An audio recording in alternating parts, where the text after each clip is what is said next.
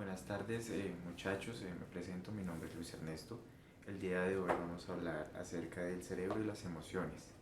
El cerebro se conoce principalmente por emociones primarias. Las emociones primarias vendrían siendo algo que podríamos experimentar por medio de concepciones primarias.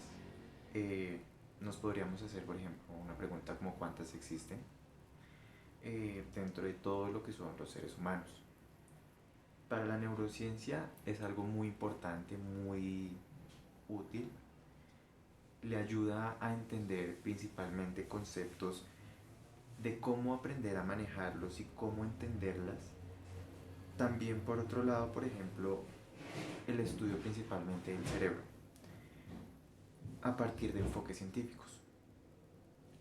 Para ellos, digamos, algo importante, digamos, es el comportamiento que surgen a partir de aquellas emociones.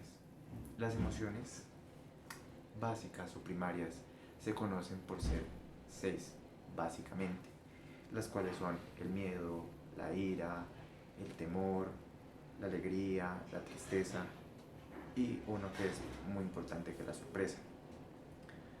Para los investigadores, los factores de todo esto se basan en algo que se llaman las microexpresiones faciales. Para ellos, por ejemplo, algo también como conocido los cambios del ritmo cardíaco, temperatura en manos, movimientos de la expresión emocional y todo aquello. Para eso, digamos, nos vamos a realizar una pregunta.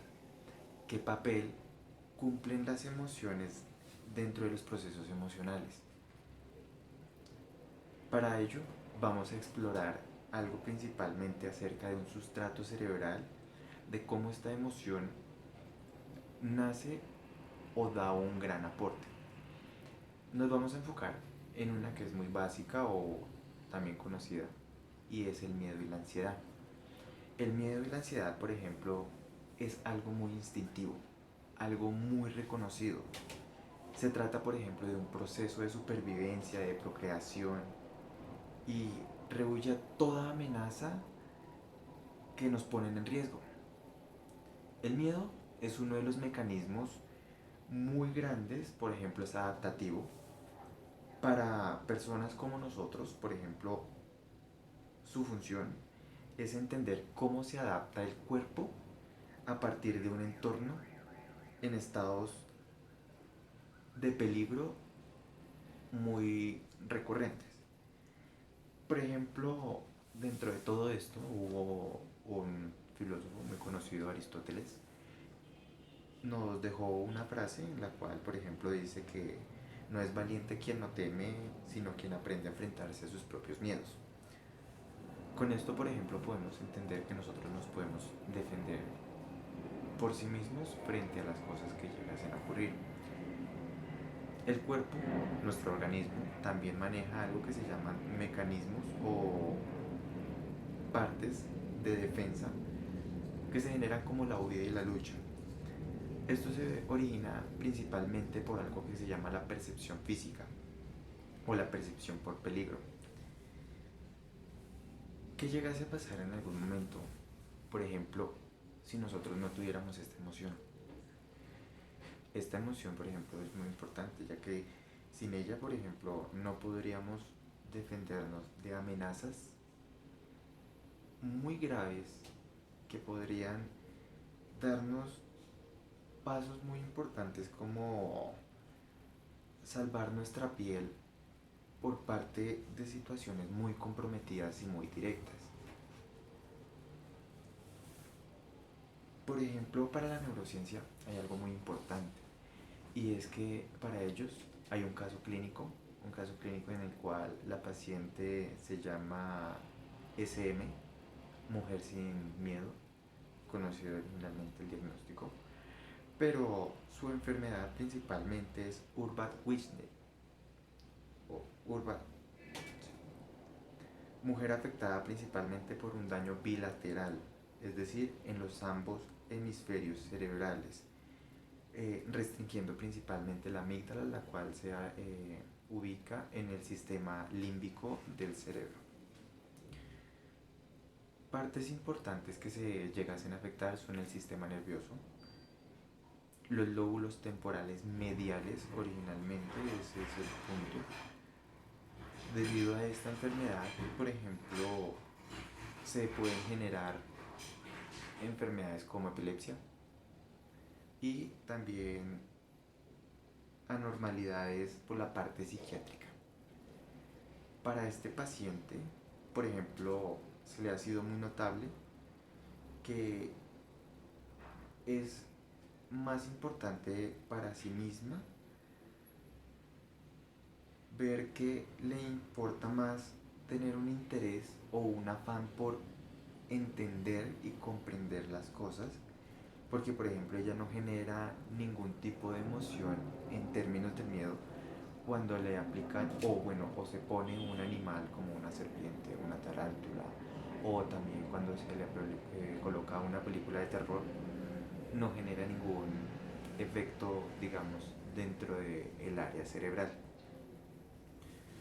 Para ello, por ejemplo, para nosotros como humanos hay algo muy principal que se le conoce como el almacén del miedo.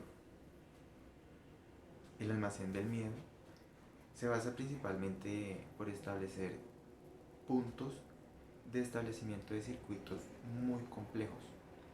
Frente a esos temas, por ejemplo, hay algo que se le conoce como el resorte, el miedo, que es allí donde se ubica o se guarda toda la información del miedo de una manera indeleble en nuestro propio cerebro.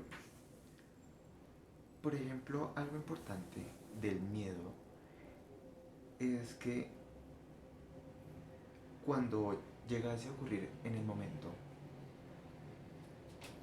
los, las partes de nuestro cuerpo, la frecuencia cardíaca, la conducta de la piel, genera también, por otro lado, fluctuaciones de sí mismo.